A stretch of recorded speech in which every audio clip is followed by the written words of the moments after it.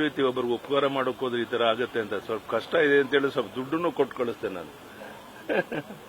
ಇಷ್ಟಾದ್ರೂ ಸಹ ಈ ರೀತಿಯ ಒಂದು ಬೆಳವಣಿಗೆ ಆಗಿದೆ. ಇರಲಿ, ನೋಡೋಣ, ಎದುರಿಸೋಣ. ಇದೆಲ್ಲ ನಾವು ನಿರೀಕ್ಷೆ ಮಾಡಿರಲಿಲ್ಲ.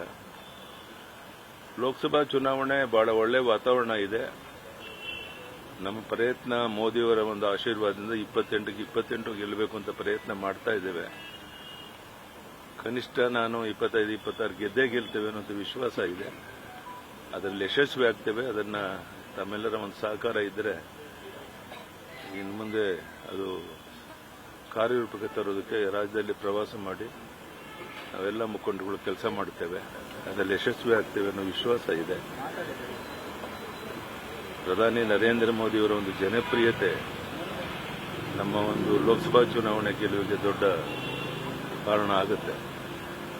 ಮತ್ತು ನಾವು ಸಹ ಸಾಕಷ್ಟು ಕೆಲಸ ಮಾಡಿರೋದ್ರಿಂದ ಅದೆಲ್ಲವೂ ಸಹ ಈ ಚುನಾವಣೆಯಲ್ಲಿ ಜನ ಬಿಜೆಪಿ ಪರವಾಗಿ ಒಲವು ತೋರಿಸ್ತಾರೆ ಅನ್ನೋ ಸಂಪೂರ್ಣ ವಿಶ್ವಾಸ ಇದೆ. ನ್ಯೂಸ್ ಫಸ್ಟ್ ನಿರ್ಭೀತಿಯಿಂದ ನಿಮ್ಮ ಪರವಾಗಿ.